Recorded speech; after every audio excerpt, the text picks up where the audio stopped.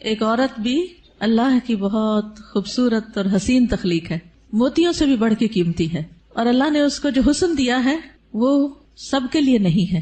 ہمارا حسن سب کے لیے نہیں ہے، ہر ایک کے لیے نہیں ہے. اللہ نے ہمیں جس کے لیے پیدا کیا ہے، جس کے لیے بنایا ہے، یہ اسی کا حق ہے. آپ دیکھیے کہ بچپن سے ہی ایک چھوٹی سی بچی کو بھی جو شوق ہوتا ہے وہ کس چیز کا ہوتا ہے؟ سجنے، بننے، سنورنے کا. چھوٹے چھوٹے بچے ماؤں کی لپسٹکس کا کیا حال کرتے ہیں، صرف اپنے اوپر نہیں لگاتے، دیواروں پہ بھی لگا دیتے ہیں. اور اسی طرح قرآن مجید میں بھی آتا ہے افمن یونشأ فی الحلیۃ، کیا وہ جو زیورات میں پالی جاتی. تو سجنا، بننا، اچھا کپڑا، اچھا لباس، اچھا زیور، یہ عورت کی کمزوری ہوتی. ہر عورت کو کسی نہ کسی درجے میں تھوڑا یا زیادہ پسند ہوتا ہے. اگر روزانہ اپنی زیب و زینت کا اہتمام نہ کرے تو خاص خاص مواقع پر ضرور کرتی. اور پھر اس میں بعض اوقات یہ ہوتا ہے کہ صرف زیب و زینت کرنے کا شوق نہیں ہوتا، اس کو نمایاں کرنے کا بھی بہت شوق ہوتا ہے. تو اس صورت میں پھر یہاں ایک امتحان شروع ہو جاتا ہے کہ ہمیں یہ زیب و زینت کس کس کے سامنے ظاہر کرنے کی اجازت ہے اور کس کے سامنے نہیں. تو یہ چھوٹی سی کتاب ہے، اس آیت سے متاثر ہو کر تحریر کر دی گئی. بہت سے لوگ کہتے رہتے ہیں کہ اپنی تفسیر لکھیں، لیکن اس کا تو وقت نہیں. سوچا چلے ایک آیت ہی صحیح، بلغوا انی ولو آیہ. قال اللہ تعالی، اللہ تعالیٰ کا فرمان ہے.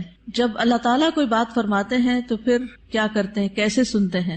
بہت دھیان سے، توجہ سے. وقل للمؤمنات، اور مومن عورتوں سے کہہ دیجئے کیا کریں؟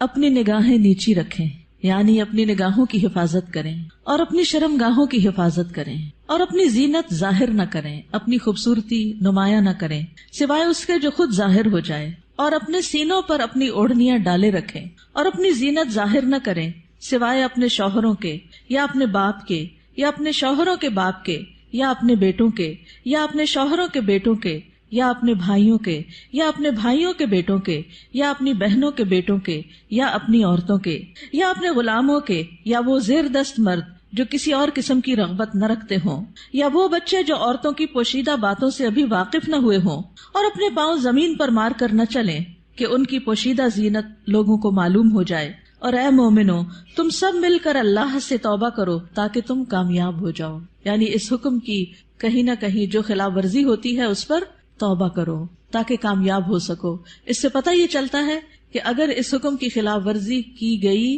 تو کہیں ایسا نہ ہو کہ کامیابی مخدوش ہو جائے. تو ارشاد ہے وَقُلْ لِلْمُؤْمِنَاتِ، اور مومن عورتوں سے کہہ دیجئے. پیج 3.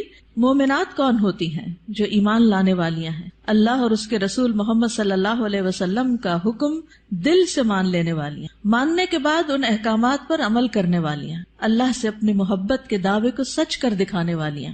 اللہ تعالیٰ کا ارشاد ہے بے شک مسلمان مرد اور مسلمان عورتیں، اور مومن مرد اور مومن عورتیں، اور فرما بردار مرد اور فرما بردار عورتیں، اور سچے مرد اور سچی عورتیں، اور صبر کرنے والے مرد اور صبر کرنے والی عورتیں، اور عاجزی اختیار کرنے والے مرد اور عاجزی اختیار کرنے والی عورتیں، اور صدقہ کرنے والے مرد اور صدقہ کرنے والی عورتیں، اور روزہ دار مرد اور روزہ دار عورتیں، اور اپنی شرمگاہوں کی حفاظت کرنے والے مرد اور حفاظت کرنے والی عورتیں، اور اللہ کا بہت زیادہ ذکر کرنے والے مرد اور ذکر کرنے والی عورتیں. ان کے لیے اللہ نے مغفرت اور بہت بڑا اجر تیار کر رکھا ہے. اللہ کی بخشش اور بڑا اجر کس کے لیے ہے؟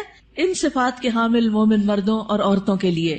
تو ارشاد ہے وَقُلْ لِلْمُؤْمِنَاتِ، کیا ارشاد؟ پیج 4. يَغْضُضْنَ مِنْ أَبْصَارِهِنَّ، کہ وہ اپنی نگاہیں نیچی رکھیں. کیا مطلب ہے اس کا؟ کہ حرام چیزوں پر نگاہ نہ ڈالیں، نامحرم مردوں کو نگاہ بھر کے نہ دیکھیں، اچانک نظر پڑ جائے تو نظر پھیر لیں، شہوت کی نظر سے نہ دیکھیں، کسی مرد یا کسی عورت کا سطر نہ دیکھیں، یعنی جو حصے چھپا کے رکھنے کے قابل ہیں، فحش تصاویر اور فحش مناظر نہ دیکھیں، ادھر ادھر تانک جھانک نہ کریں. نبی صلی اللہ علیہ وسلم نے فرمایا زنا العین النظر، نظر بازی آنکھوں کا زنا ہے. نبی کریم صلی اللہ علیہ وسلم نے فرمایا تم اپنی طرف سے مجھے 6 چیزوں کی ضمانت دو، میں تمہیں جنت کی ضمانت دوں گا. جب بات کرو تو سچ بولو، جب وعدہ کرو تو پورا کرو، جب تمہارے پاس امانت رکھی جائے تو ادا کرو، اپنی شرمگاہوں کی حفاظت کرو، اپنی نگاہوں کو نیچا رکھو اور اپنے ہاتھوں کو روکے رکھو. تو یہ حکم ہے نگاہیں نیچی رکھنے کا. پھر آیت کے اگلے حصے میں فرمایا وَيَحْفَظْنَ فُرُوجَهُنَّ، اور وہ اپنی شرمگاہوں کی حفاظت کریں، یعنی جسم کے قابل سطر حصے چھپا کر رکھیں. باریک اور تنگ لباس خصوصاً چست پاجامے سطر ڈھانپنے کے تقاضے پورے نہیں کرتے. زنا، بدکاری اور فحاشی سے بچیں، بلا ضرورت اپنے جسم کا کوئی حصہ نہ کھولیں، ہم جنس پرستی سے دور رہیں، جانوروں یا مصنوعی آلات سے جنسی خواہش پوری نہ کریں۔ پھر فرمایا ولا یبدین زینتہن، اور اپنی زینت ظاہر نہ کریں، یعنی جسمانی ساخت اور شکل و صورت کی خوبصورتی کو نمایاں نہ کریں۔ زینت میں دونوں چیزیں آ جاتی ہیں، جسم کا فگر بھی اور شکل و صورت کی خوبصورتی بھی۔ پھر مصنوعی اور آرائشی زینت جیسے زیور، لباس یا میک اپ وغیرہ چھپا کر رکھیں، نان محرم سے۔ باریک لباس نہ پہنیں، گھر سے نکلتے وقت تیز خوشبو نہ لگائیں کیونکہ وہ بھی زینت کا حصہ ہے۔ رسول اللہ صلی اللہ علیہ وسلم نے فرمایا 2 قسم کے لوگ جہنمی ہیں جنہیں میں نے نہیں دیکھا، وہ لوگ جن کے پاس بیلوں کے دموں کی طرح کے کوڑے ہوں گے جن سے وہ لوگوں کو مارتے ہوں گے، وہ عورتیں جو لباس پہن کر بھی بے لباس ہوں گی، مائل کرنے والیاں، مائل ہونے والیاں، گویا ان کے سر بختی اونٹ کے کوہان کی مانند ہوں گے، یعنی سر خاص طور پر اوپر، سروں کے اوپر مزید بالوں اور کا جوڑا بنا کے یا اونچے کر کے اس کو اٹھایا ہوا ہو۔ وہ جنت میں داخل نہ ہوگی اور نہ اس کی خوشبو پائیں گی، حالانکہ اس کی خوشبو اتنی اور اتنی دور سے آتی ہوگی۔ یہ صحیح مسلم کی روایت ہے۔ پھر فرمایا الا ما ظہر منہا، سوائے اس کے جو اس میں سے ظاہر ہو جائے، وہ زینت جو خود بخود ظاہر ہو جائے نہ کہ ظاہر کی جائے، مثلا چادر کا ہوا میں اڑ جانا اور زینت کا کھل جانا۔ وہ زینت جس کو چھپانا ممکن نہ ہو جیسے چادر، گاؤن یا اسکارف وغیرہ۔ جسمانی ساخت میں سے دراز قد یا متناسب جسم ہونا، اس میں بھی ایک اٹریکشن ہوتی ہے، اب یہ چھپائی نہیں جا سکتی۔ سیدنا ابن مسعود اس کی تفسیر میں فرماتے ہیں کالرداء والثیاب، جیسے چادر اور کپڑے۔ چادر جو اوپر کی چادر یا گاؤن وغیرہ ہوتا ہے، یا جو کپڑے نیچے سے نظر آ جاتے ہیں۔ یاد رہے زینت ظاہر ہونے اور زینت ظاہر کرنے میں فرق ہے، ایک وہ ہے جو آپ خود کھول دیتے ہیں اور ایک وہ ہے جو اتفاق سے ہو جاتی ہے۔ پھر فرمایا وَلْيَضْرِبْنَ بِخُمُرِهِنَّ عَلَى جُيُوبِهِنَّ، اور وہ اپنی اوڑھنیاں اپنے سینوں پہ ڈالے رکھیں۔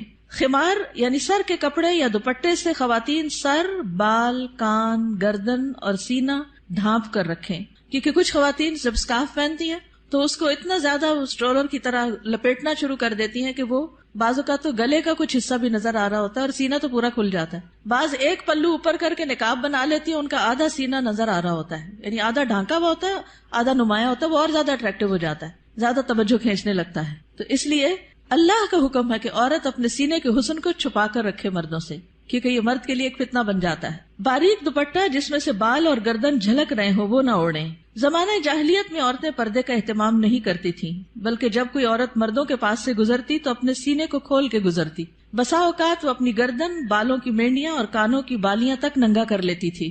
کیا کیا؟ گردن، بالوں کی مینڈیاں اور کانوں کی بالیاں، ان کو نکال لیتی تھی۔ اب بھی آپ نے دیکھا ہوگا بعض اسکارف اس طرح پہنتے ہیں کہ کانوں کا زیور باہر لٹک رہا ہوتا ہے۔ لہٰذا اللہ تعالیٰ نے مومن عورتوں کو حکم دیا کہ وہ ایسے مواقع پر پردے کا اہتمام کریں۔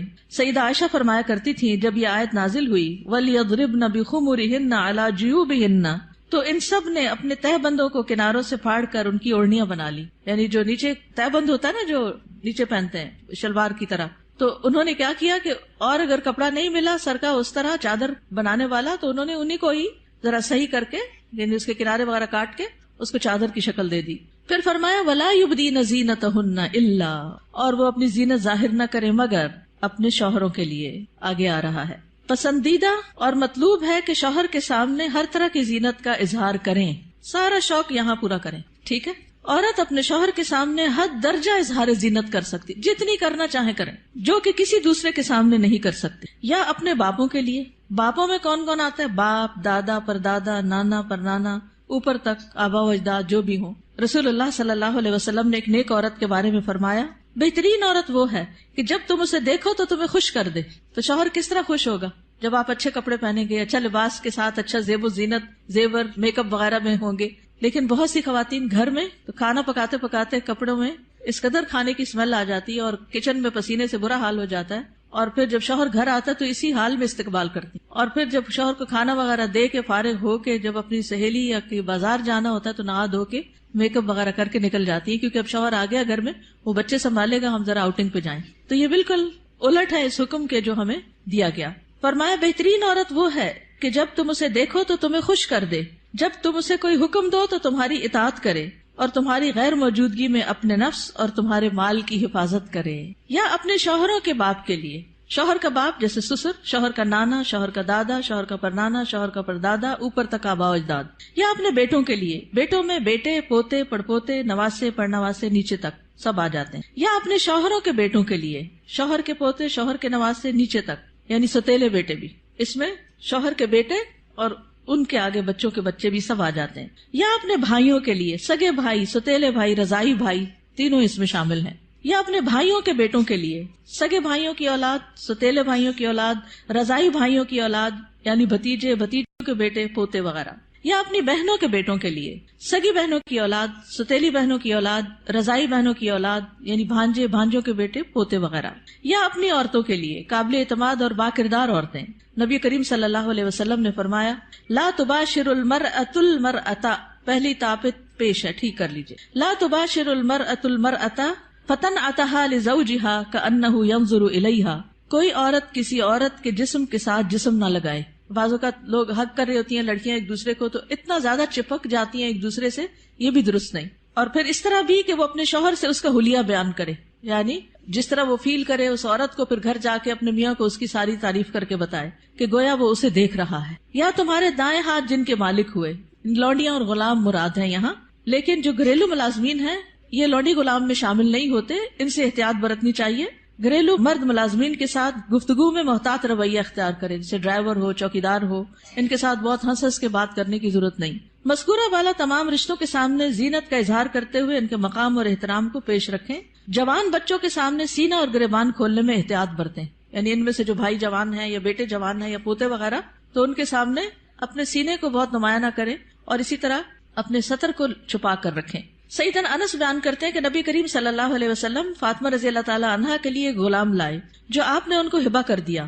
انس رضی اللہ عنہ نے کہا کہ فاطمہ پر اس وقت ایسا کپڑا تھا جب وہ اسے اپنے سر پر اوڑھتی تو ان کے پاؤں تک نہ پہنچتا، جب وہ اسے اپنے پاؤں چھپاتی تو سر پر نہ رہتا. یاد رکھیے وہ پاؤں بھی چھپا رہی تھی. جبکہ نبی کریم صلی اللہ علیہ وسلم نے ان کی یہ الجھن دیکھی تو فرمایا بے شک تمہارے لیے کوئی حرج نہیں، تمہارے سامنے صرف تمہارے والد اور تمہارا غلام ہے. اس غلام کا نام عبداللہ بن مسعدہ تھا.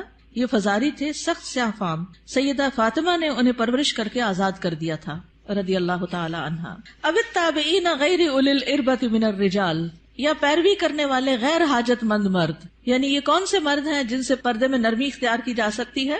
نکاح کی حاجت نہ رکھنے والا. بعض ہوتے ہیں نا بچپن سے خاندانوں کے ساتھ لگ جاتے ہیں اور وہ پوری زندگی ایک بچوں کی طرح ہی ساتھ ہوتے ہیں، اور پھر بڑھاپے کی عمر میں ان کا کوئی اور ٹھکانہ نہیں ہوتا، تو وہ یعنی کہ گھروں میں اگر ہوتے ہیں ان کو گھر کی جو لڑکیاں ہیں وہ اپنی بیٹیوں کی طرح ہی ہوتی ہیں، اور ویسے بھی انہیں شادی کا کوئی شوق نہیں ہوتا. عورتوں سے رغبت نہ رکھنے والا، بدھو قسم کا، بے وقوف بدھو جس میں شہوت نہ ہو، بالکل بوڑھا. بعض اوقات ایسے بچے ہوتے ہیں نا اسپیشل بچے کہ جن کو کوئی مینٹلی ان کو کوئی سمجھ نہیں ہوتی، جنسی خواہشات سے آری، مخنث اور ہجڑے جن میں کوئی شہوت نہ ہو. یہ یاد رکھیے کیونکہ بعض ہجڑے جو ہیں ان کے اندر سب کچھ ڈیولپڈ ہوتا ہے. لیکن ان افراد کے سامنے زینت کا اظہار کرتے ہوئے بھی احتیاط کا دامن نہ چھوڑیں، پھر بھی محتاط رہیں. غیر اولی الاربہ سے مراد وہ بے خبر ہے جس میں شہوت نہ ہو، یہ سیدنا ابن عباس کا قول ہے. اب الطفل الذین لم یظہروا علی عورات النساء، یا وہ بچے جو عورتوں کی چھپی ہوئی باتوں سے ابھی واقف نہیں ہوئے. نابالغ بچے جن کا جنسی شعور بیدار نہ ہوا ہو، جو کم عمری کی وجہ سے عورتوں کے حالات اور مخصوص اوصاف سے واقف نہ ہو، جن کو کوئی سمجھ نہ ہو پیریڈز کیا ہوتے ہیں، اور یعنی ابھی ان کی عورتوں سے متعلق جو خاص باتیں ہیں ان کو سمجھ نہ ہو. ابن کثیر کہتے ہیں جب بچہ بالغ ہو یا بلوغت کے قریب ہو اور ان چیزوں کو جانتا پہچانتا ہو، بدصورت اور خوبصورت عورت میں تمیز کر سکتا ہو، یعنی جس دن بچہ یہ کہ نا ماما وہ بہت خوبصورت ہے تو اسے عورتوں کے پاس نہ آنے دیا جائے. یہ ابن کثیر کی تفسیر ہے. کسی خاص عمر کی یہاں قید نہیں، بچے کی سمجھ کے مطابق احتیاط سے کام لیتے ہوئے زینت کا اظہار کرے. لیکن افسوس ہوتا ہے ان خواتین پر جو اچھے بھلے جوان لڑکوں کو گلے لگا لیتی ہیں یا ان کے سر پہ ہاتھ پھیرنے لگتی ہیں یا ہاتھ ملانا شروع کر دیتی ہیں. یہ بھی اس حکم کے منافی ہے، چاہے بچپن سے اس بچے کو آپ نے پالا ہی کیوں نہ ہو. وَلَا يَضْرِبْنَ بِأَرْجُلِهِنَّ لِيُعْلَمَ مَا يُخْفِينَ مِنْ زِينَتِهِنَّ، اور وہ اپنے پاؤں مارتی ہوئی نہ چلیں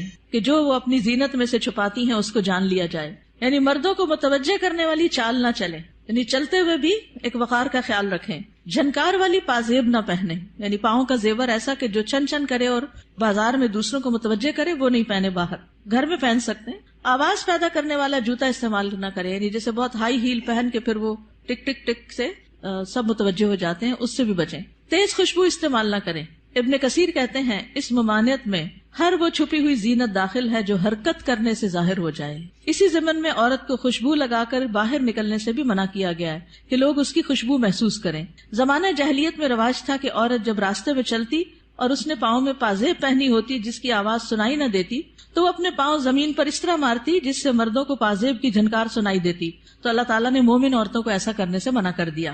نبی کریم صلی اللہ علیہ وسلم نے فرمایا ہر آنکھ زنا کرتی ہے اور عورت جب خوشبو لگا کر کسی مجلس سے گزرتی ہے تو وہ ایسی اور ایسی ہے یعنی زانیہ ہے. تو اس لیے خوشبو کے معاملے میں بھی احتیاط برتیں. ایسی خوشبو نہ لگائیں کہ جو پھیل رہی ہو، خصوصاً اگر آپ بازار سے ہو کر گزر رہے ہیں یا مردوں کے ساتھ آپ کا کسی بھی طرح کا کوئی انٹریکشن ہے یا گھر میں کوئی ایسا رشتہ دار ہے کہ جو محرم نہیں ہے. وَتُوبُوا إِلَى اللَّهِ جَمِيعًا أَيُّهَا الْمُؤْمِنُونَ لَعَلَّكُمْ تُفْلِحُونَ. اور اے مومنوں سب کے سب اللہ کی طرف توبہ کرو تاکہ تم فلاح پاؤ. اس میں پچھلے گناہوں پر ندامت کا اظہار کریں یعنی اللہ تعالیٰ کے سامنے، آئندہ گناہ نہ کرنے کا عہد کریں، اپنی اصلاح کی ہر ممکنہ کوشش کریں، ان لغزشوں اور غلطیوں سے توبہ کریں جو پردے کے معاملے میں اب تک ہوتی رہیں.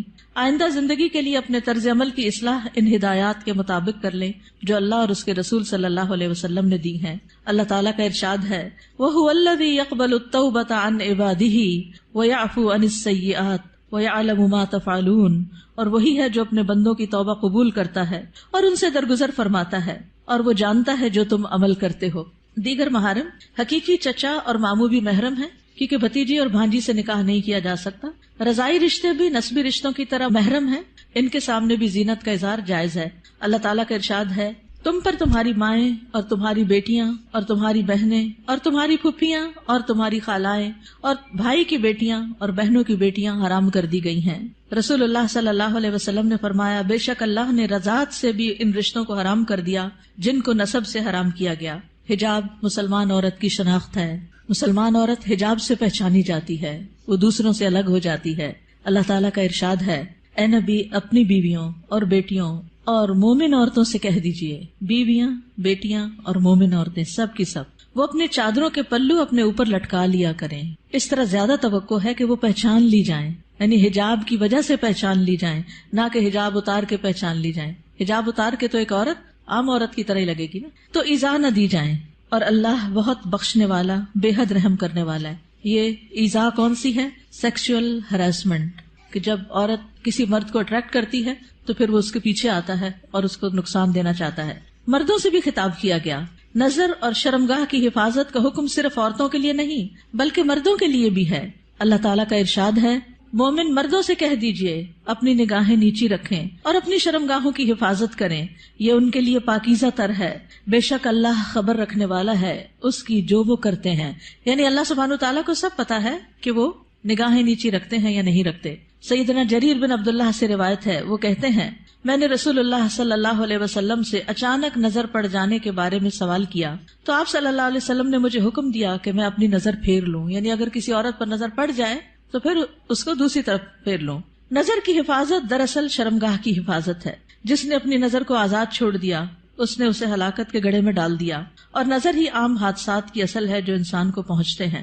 یہ ابن القیم کا قول ہے. نگاہ نیچی رکھنے کے فوائد کیا ہیں؟ یہ بھی ابن القیم کا قول ہے. محبت کی حقیقت اور اس کے تقاضے کتاب میں دل شہوت سے رک جاتا ہے، دل میں نور پیدا ہو جاتا ہے، علم کے راستے کو شادہ ہو جاتے ہیں، دل کو فرحت و خوشی حاصل ہوتی ہے، عقل قوی اور مضبوط ہوتی ہے، دل غم و حسرت سے خلاصی پا لیتا ہے، انسان کی عقل و فراست بڑھتی ہے، دل کو قوت و شجاعت حاصل ہوتی ہے. نگاہ جھکانا جہنم کا دروازہ بند کرنے کا سبب ہے، غفلت کے پردے ہٹتے ہیں. رسول اللہ صلی اللہ علیہ وسلم نے دعا بھی سکھائی. سنن نبی داؤد میں آتی ہے اللہم انی اعوذ بک من شر سمعی ومن شر بصری ومن شر لسانی ومن شر قلبی ومن شر منی. اے اللہ بے شک میں اپنی سماعت کے شر سے، اپنی بصارت کے شر سے، اپنی زبان کے شر سے، اپنے دل کے شر سے اور اپنی شرمگاہ کے شر سے تیری پناہ چاہتا ہوں. اپنا جائزہ لیجئے، کیا یہ احکامات میرے لیے ہیں اور کیا ان پر عمل کرنا ضروری ہے؟ کیا میں اپنی نگاہوں اور سطر کی حفاظت کر رہی ہوں؟ کیا میں اپنے خمار یا دوپٹے کو اپنے سینے پر ڈالتی ہوں؟ کیا میں اپنی زینت کو چھپانے کا اہتمام کرتی ہوں؟ یاد رکھیے ہمارا معاملہ کسی انسان کے ساتھ نہیں، رب العالمین کے ساتھ ہے جو علم بھی رکھتا ہے اور ہر چیز کے بارے میں باخبر بھی ہے. نظر کے بارے میں کچھ اشعار ہیں. کل حوادث مبدأها من النظر، تمام حوادث کی ابتدا نظر سے ہوتی ہے. یعنی جو عشق و عاشقی کے سلسلے چل پڑتے ہیں اور انسانوں کو بعض اوقات انتہائی بیمار کر دیتے ہیں کہ وہ کسی قابل نہیں رہتے، اس کی ابتدا نظر سے ہی ہوتی ہے. وَمُعْظَمُ النَّارِ مُسْتَصْغَرُ الشَّرَرِ، اور چھوٹی چنگاری سے بھی زبردست آگ بھڑک اٹھتی ہے. نظر فابتسامۃ فسلام، پہلے نظر پھر مسکراہٹ پھر سلام. فکلام فموعد فلقاء، پھر بات چیت پھر ملاقات کا وعدہ. اور پھر اس کے بعد اللہ کے حکم کی نافرمانی میں انسان جا پڑتا ہے. اللہ سبحانہ تعالی ہمیں ایمان عطا کرے، حیا عطا کرے، اور اس حکم پر عمل کی توفیق عطا کرے. آخری صفحے پر ہے، رسول اللہ صلی اللہ علیہ وسلم نے فرمایا، حیا ایمان میں سے ہے اور ایمان جنت میں لے جاتا ہے، جبکہ بے حیائی کوڑا کرکٹ ہے اور کوڑا کرکٹ آگ میں جاتا ہے. یہ کتاب آپ کے لیے تحفہ ہے. کیوں تحفہ ہے؟ تاکہ ہم اس پر عمل کریں اور کیا کریں، آگے بھی پہنچائیں. صرف اپنے آپ کو بچانا کسی شر سے، کسی نقصان سے کافی نہیں. اس کا ایک محرک یہ بھی تھا اس چھوٹے سے پمفلٹ کو لکھنے کا، کہ بہت دفعہ مجھے خود یہ سننے کو ملا، بتایا گیا کہ کہاں ہے قرآن میں پردے کا حکم. آپ اپنے کالج میں، یونیورسٹی میں کولیگ سے بات کریں تو کہیں گے کہاں لکھا ہے قرآن میں؟ تو کوئی نہیں پردے کا حکم، یہ تو تم لوگوں نے خود ہی گاؤن سکارف چڑھا لی ہے. تو اگر یہ چھوٹی سی کتاب آپ کے پاس ہوگی تو فوراً دلیل نکالنا آپ کے لیے آسان ہو. ٹھیک ہے، آپ میں سے کوئی کچھ کہنا چاہتا ہے؟ آپ کی وجہ سے اگر ایک خاتون بھی اپنے اس حکم پر عمل کر لیتی ہیں تو آپ کے لیے صدقہ جاریہ ہوگا. کم از کم 2 لوگوں کے ساتھ مل کے یہ کتاب ضرور پڑھ لیجیے. استاذہ ایک بات دل میں آ رہی تھی، ایک پیج نمبر اس پہ ہے نا کہ نگاہ نیچی رکھنے کے فوائد.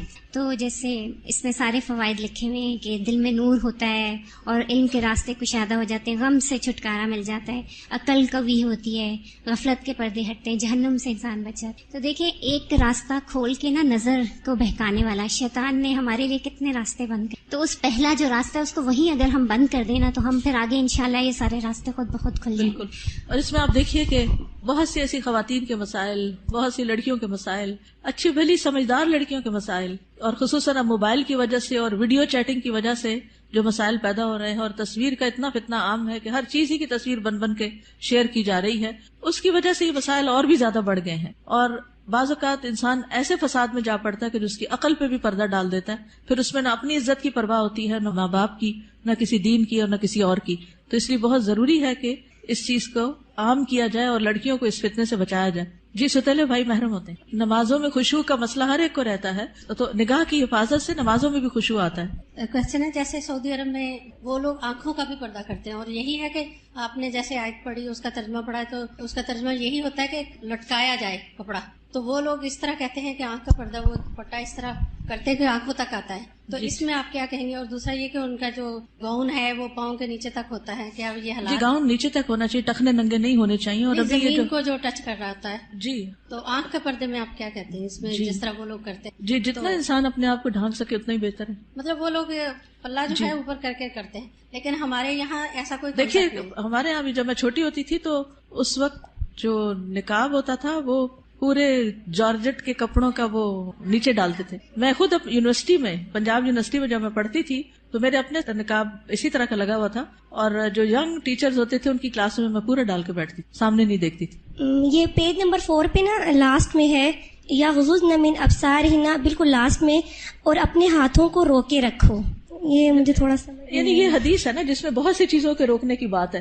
مسلمان وہ ہوتا ہے نا جس کے ہاتھ اور زبان سے دوسرے محفوظ رہیں. ہاتھوں کو روکے رکھو شر سے، کسی کو تکلیف دینے سے.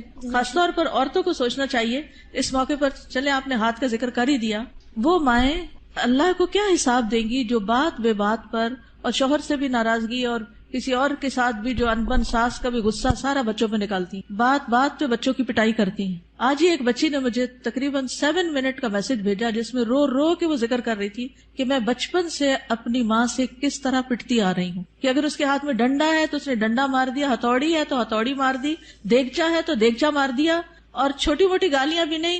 اگر ہم کسی وجہ سے اوپر چڑھ گئے تو کہا طوائف ہو تم بھی کوٹھے پہ بیٹھو گی. اور اس قدر غلیظ لینگویج کہ میں پریشان ہوگی سن کے کہ ہمارے مسلمان معاشرے میں ایسی مائیں بھی ہیں. تو یہ ہے ہاتھوں کو روکنے کا مطلب کہ جس پر ہاتھ چلانے کا بس چلتا ہو اس سے اپنے آپ کو روک کے رکھیں. چھوٹی چھوٹی باتوں میں بال کھینچ دینا، کان مروڑ دینا، ہاتھ مروڑ دینا، دھکا دے دینا، اٹھا کے پٹخا کے بچے کو پھینکنا، اس سب کا حساب دینا ہوگا. یہ ظلم کی بدترین قسم ہے اور اس سے پرہیز کرنا چاہیے.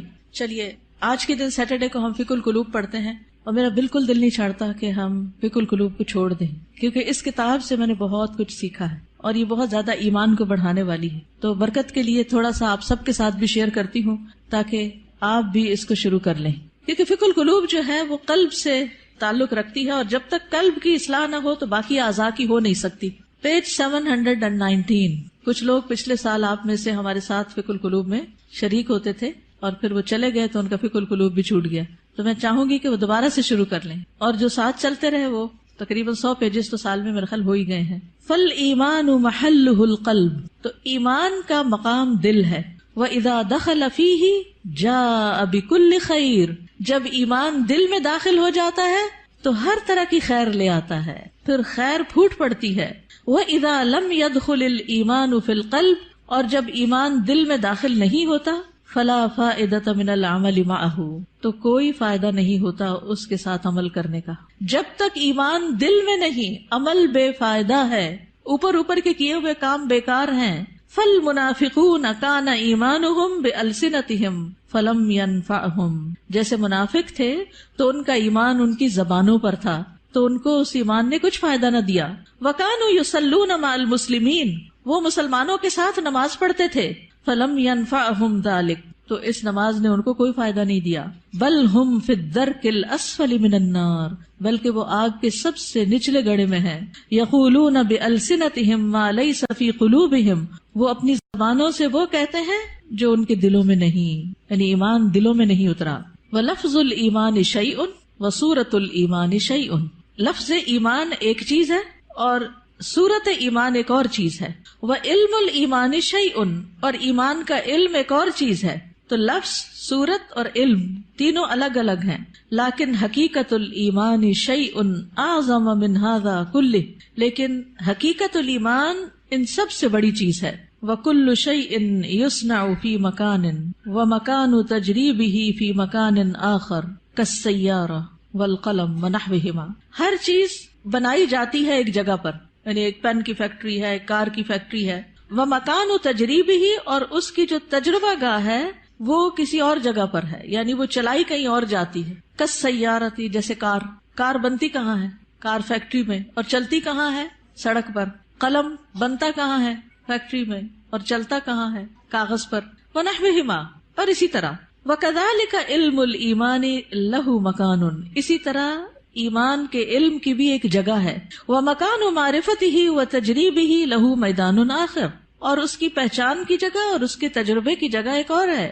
وذالک لا یتم ولا یحصل الا بالمجاہدہ والتضحیہ بکل شیء، اور یہ پورا نہیں ہوتا اور حاصل نہیں ہوتا مگر سخت محنت سے اور قربانی سے، جو ہر چیز کی ہوتی ہے. من اجل الحصول علیہ، اس چیز کو حاصل کرنے کے لیے. فہو اغلی شیء فی الدنیا والآخرہ، تو وہ دنیا اور آخرت میں سب سے زیادہ قیمتی چیز ہے. وطریق الایمان تعب فیہ آدم، ایمان کا جو راستہ ہے اس میں آدم علیہ السلام بھی تھکے تھے. کیا ہوا تھا ان کے ساتھ؟ جب ان کو امتحان میں ڈالا گیا، تجربہ گاہ میں ڈالا گیا، ٹیسٹ میں ڈالا گیا، تو شیطان نے ان کو ورغلا لیا. وَنَاحَ لِأَجَلِهِ نُوحٌ، اور مورن کیا یا غم کیا اسی کی وجہ سے نوح علیہ السلام نے. وَرُمِيَ فِي النَّارِ الْخَلِيلِ، اور آگ میں پھینکے گئے خلیل اللہ ابراہیم علیہ السلام. وَاسْتَجَعَ لِلذَّبْحِ اسماعیل، اور لیٹے ذبح ہونے کے لیے اسماعیل علیہ السلام. وَبِيعَ وَسُجِنَ يُوسُف، اور بیچے گئے اور قید کیے گئے یوسف علیہ السلام. وَنُشِرَ بِالْمِنشَارِ زکریا، اور آرے سے چیرے گئے زکریا علیہ السلام. وَذُبِحَ بِالسِّكِّينِ یحییٰ، اور چھری کے ساتھ ذبح کیے گئے یحییٰ علیہ السلام. وَقَاسَ الضُّرُّ ایوب، اور بیماری کو سفر کیا، قاسا کا معنی سفرڈ، الضر بیماری کو ایوب علیہ السلام نے. وَزَادَ فِي الْبُكَاءِ داود، اور کثرت سے روئے داؤد علیہ السلام. وَصَارَ مَعَ الْوَحْشِ عیسیٰ علیہ السلام، اور وحشی کے ساتھ عیسیٰ علیہ السلام چلے. یہ کیا قصہ ہے؟ کہا جاتا ہے کہ عیسیٰ علیہ السلام جب مصر میں تھے اور یوسف النجار ان کے ساتھ تھا تو آگے دیکھا کہ ایک شیر آ رہا ہے تو ڈر گئے. عیسیٰ علیہ السلام نے کہا کہ تم مجھے شیر کے قریب کر دو اور خود نہیں قریب آنا، خود دور رہو. تو عیسیٰ علیہ السلام شیر کے رستے میں کھڑے ہو گئے. جب شیر آیا تو پوچھا ایھا الوحش، اے وحشی جانور، اس راستے میں کیوں آئے، کیوں کھڑے ہو یہاں؟ کہنے لگا کہ وہ ایک بیل ہے، مجھے اسے پکڑنا ہے. انہوں نے کہا کہ دیکھو وہ تو مساکین کا بیل ہے، اس کو چھوڑ دو، فلاں فلاں جگہ چلے جاؤ، وہاں پر ایک مردہ اونٹ ہے تو اس کو جا کے کھا لو. تو اس طرح عیسیٰ علیہ السلام کے کہنے سے وہ شیر جو تھا وہ وہاں چلا گیا اور اس شیر نے عیسیٰ علیہ السلام کی بات مان لی. لیکن شیر سے بات کرنا اور شیر کو روکنا نہیں منکر کرنا کوئی آسان کام نہیں تھا. لیکن عیسیٰ علیہ السلام نے اپنے آپ کو خطرے میں ڈال کر مسکینوں کو ان کا بیل دلوا دیا, یعنی ان کا بیل ہلاک نہیں ہوا, ورنہ تو شیر کھا جاتا. تو یہ اسرائیلیات میں سے ہے یہ واقعہ. اس کی صداقت تو اللہ ہی کو معلوم ہے, لیکن ہمیں حدثوا عن بنی اسرائیل ولا حرج کے تحت بیان کر دیا گیا ہے. وعالج الفقر والاذى محمد صلی اللہ علیہ وسلم, اور فقر اور اذیتوں سے, بیماریوں سے, تکلیفوں سے محمد صلی اللہ علیہ وسلم نے ڈیل کیا. عالجہ کا مطلب تو ڈیل کرنا. ہی ڈیلٹ ود. وہؤلاء ہم شموس التوحید والایمان, اور یہ لوگ توحید اور ایمان کے سورج ہیں, شمس کی جمع. ونجوم الہدا, اور ہدایت کے ستارے. وجبال الصبر والیقین, اور صبر اور یقین کے پہاڑ. فالایمان اصل الدین وقاعدتہ, تو ایمان دین کی اصل ہے اور اس کا قاعدہ ہے. التی یبنى علیہ البناء, جس پر عمارت کی بنیاد رکھی جاتی ہے. فہو بمنزلۃ تسویۃ الارض وسقیھا, اور وہ زمین کو ہموار کرنے اور اسے سیراب کرنے کے برابر ہے. اما الامور الباقیۃ فی الدین, اور جہاں تک دین کے باقی امور کا تعلق ہے, فہی بمنزلۃ الاشجار والحبوب, تو ان کا مقام درختوں اور دانوں کی طرح ہے. التی یمکن زرعھا وغرسھا فی ھذہ الارض, جن کو اس زمین میں اگایا اور بویا جا سکتا ہے. فہی تنمو بقدر خصوبۃ الارض, تو وہ اگتے ہیں جتنی زمین زرخیز ہوتی ہے. واستعدادھا کما انھا تثمر بقدر الجہود المبذولۃ فی تمہید الارض وسقیھا, جس طرح وہ پھل لاتی ہے جتنی اس پہ محنت کی جاتی ہے زمین کو تیار کرنے, ہموار کرنے اور اس کو سیراب کرنے میں. فالایمان ہوا ارض الدین, کتنا خوبصورت جملہ ہے چھوٹا سا. ایمان دین میں زمین کی طرح ہے. والدعوۃ نبتھا وطلعھا, اور دعوت دین کیا ہے, اس کا پودا اور اس کا خوشہ. والعبادۃ ثمرتھا وزینتھا, اور عبادت اس کا پھل اور اس کی خوبصورتی. والعلم یرویھا ویسقیھا, علم اس پودے کو سیراب کرتا ہے اور اسے ہرا بھرا کرتا ہے. والجنۃ ورضا الرب غایتھا, اور جنت اور رب کی رضا یہ اصل گول ہے, اصل غایت ہے, اصل مقصد ہے. ولا يمكن ان نحصل على حقیقت الایمان الا اذا تيقنا ان جميع المخلوقات في السماوات والارض قویھا وضعیفھا كالحیۃ المیتۃ. ہم ایمان کی حقیقت کو اس وقت تک نہیں پا سکتے جب تک ہمیں یقین نہ ہو کہ ساری کی ساری مخلوقات, آسمانوں کی اور زمین کی, ان کی مضبوط اور ان کی ضعیف یہ مردہ سانپ کی طرح ہے. لا تنفع ولا تضر, جو نہ فائدہ دے سکتی ہے نہ نقصان. یہ ہے اصل ایمان, ایسا یقین کہ نہ کوئی فائدہ دے سکتا ہے نہ کوئی نقصان دے سکتا ہے, الا باذن اللہ, مگر اللہ کے اذن سے. مردہ سانپ سے تو آپ نہیں ڈرتے نا, تو لوگوں کا ڈر بھی نہیں ہونا چاہیے. لیکن جب ہم لوگوں سے ڈرتے ہیں, یعنی اس سینس میں ڈرتے ہیں کہ اگر میں نے اس کی بات نہ مانی, یہ مجھے کہہ رہا ہے حجاب اتار دو, نہیں مانی تو پھر کیا ہوگا, میرا تو بڑا نقصان ہو جائے گا, یا یہ مجھے جو کہہ رہا ہے میں اسے کر لوں ورنہ مجھے ایسا اور ایسا نقصان ہو جائے گا. تو بہت سے لوگ اللہ کی نافرمانی کے کام جو ہیں وہ صرف لوگوں کے ڈر سے کرتے رہتے ہیں کہ لوگ کیا کہیں گے. تو یاد رکھیے ساری مخلوقات مردہ سانپ کی طرح, یہ جملہ یاد رہے گا. جب یہ یاد رہے گا نا تو پھر اللہ کا حکم ماننا مشکل نہیں رہے گا. ولا تعطی ولا تمنع الا بامر اللہ, نہ یہ دیتی ہیں نہ روکتی ہیں مگر اللہ کے حکم سے. وان کل شیء بید اللہ, اور یہ کہ ہر چیز اللہ کے ہاتھ میں ہے. وان ما سوى اللہ لیس بیدہ شیء, اور اللہ کے علاوہ جو بھی ہے اس کے ہاتھ میں کچھ نہیں. کما قال سبحانہ, جیسا کہ اللہ تعالیٰ کا فرمان ہے, الا لہ الخلق والامر تبارک اللہ رب العالمین, خبردار اللہ ہی کی ہے مخلوق اور حکم بھی اللہ ہی کا ہے, بہت بابرکت ہے اللہ جو رب ہے سارے جہانوں کا. میں یہ ضرور چاہوں گی کہ آپ اس کتاب کو پڑھیں.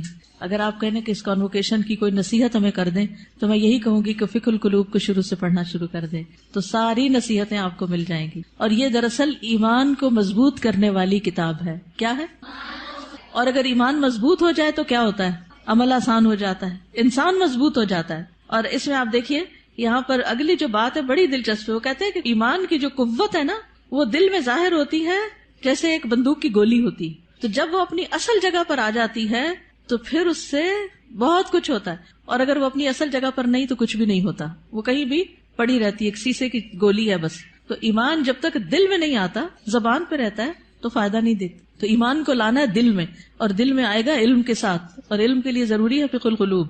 ٹھیک ہے, جزاکم اللہ خیرن. آخری اعلانات سن لیجئے. وائس کے لیے سمر کورس ہو رہا ہے, فلائر موجود ہے باہر ریسپشن پہ. 7 مئی سے 18 رمضان تک ہے. تعلیم القرآن فار بوائز کا بھی اشتہار آ گیا ہے، نیکسٹ ایئر کا ایڈمیشن شروع ہے. تدبر قرآن کا نیکسٹ کورس جس میں 30ویں پارے کی ترتیل، تجوید، حفظ، ترجمہ، تفسیر، تدبر، گرامر یہ سب شامل ہے. تو آپ کے لیے ابھی موقع ہے کہ آپ ایڈمیشن لے سکیں. اسی طرح یہاں پر تعلیم القرآن ڈپلوما کورس نیکسٹ سیشن مئی کا 1 مئی سے شروع ہو رہا ہے. جو ابھی تک داخلہ نہیں لے پائے، سوچ ہی رہے ہیں، وہ آگے بڑھیں. اسلامی تربیتی کورس جی ہاں رمضان کے ساتھ، دورہ قرآن کے ساتھ انشاءاللہ 14 مئی سے شروع ہو رہا ہے، 14 مئی سے 26 رمضان تک. اور اس میں دورہ قرآن بھی یہاں ہوگا اور اس کے ساتھ ساتھ اسلامی تربیتی کورس جو ہر سال ہوتا ہے وہ بھی ہوگا. اور پی سی میں بھی انشاءاللہ دورہ قرآن ہوگا، جس کے پیچھے پوری لسٹ ہے کہ کہاں کہاں پنڈی اور اسلام آباد میں دورہ قرآن ہو رہا ہے. تو یہ اشتہار اگر آپ کے پاس ہو تو آپ لوگوں کو دے کر دعوت دے سکتے ہیں کہ وہ ضرور شرکت کریں. سمر کورسز ہیں، ہمارے بچے کا پروگرام جہاں پر ہوتا ہے اس میں الفاظ اکیڈمی میں بھی دورہ قرآن ہو رہا ہے. اور سمر کورس 2018 جیسا کہ آپ کو معلوم ہے کہ 19 فروری کو امی جان دنیا سے رخصت ہو گئی. انا للہ و انا الیہ راجعون. اللہ تعالیٰ ان کی بخشش فرمائے. آپ میں سے بہت سی بچیاں جو آج یہاں موجود ہیں وہ ان کو کسی نہ کسی طرح جانتی ہیں. وہ تقریباً ہر تعلیم القرآن میں ایڈمیشن لے لیتی تھیں، پھر ایک دفعہ تعلیم التجوید میں بھی لے لیا انہوں نے، پھر تدبر قرآن کو بھی اٹینڈ کرنا ایز اے لسنر شروع کر دیا. تو بہرحال وہ فوت ہوئی تو ان کی وفات کے موقع پر کچھ لوگوں نے اپنے تاثرات کا اظہار کیا اور پھر یہ خواہش ظاہر کی کہ نانی اماں کے اوپر ایک کتاب لکھی جائے. تو الحمدللہ کوثر فیض کو اللہ جزائے خیر دے، اس نے مختصر سے عرصے میں یہ کتاب لکھ لی اور الحمدللہ کتاب چھپ کر آ گئی ہے. تو جو گریجویٹس ہیں ان کے لیے یہ گفٹ ہے کتاب، جب آپ باہر نکلیں گے گریجویٹس. باقی جو اسٹوڈنٹس وغیرہ ہیں وہ اگر خود لے لیں تو بہت اچھا ہے. بہت انسپریشنل کتاب ہے، ان کی زندگی میں جو اعمال اور ان کے عادات اور انہوں نے جیسے ہم لوگوں کو پالا اس کی بہت سی کہانیاں ہیں. تو جن لوگوں کو کہانیاں پڑھنے وغیرہ کا شوق ہوتا ہے ان کے لیے ایک اچھی کتاب ہے. تو آپ اپنے لیے بھی اور دوسروں کے لیے بھی کتاب، اپنے لیے تو گفٹ ایک ہی لیں گے لیکن دوسروں کے لیے لینی ہو تو اسٹال پر اویلیبل ہے. جزاکم اللہ خیرا. سبحانک اللہم و بحمدک، اشہد ان لا الہ الا انت، استغفرک و اتوب الیک.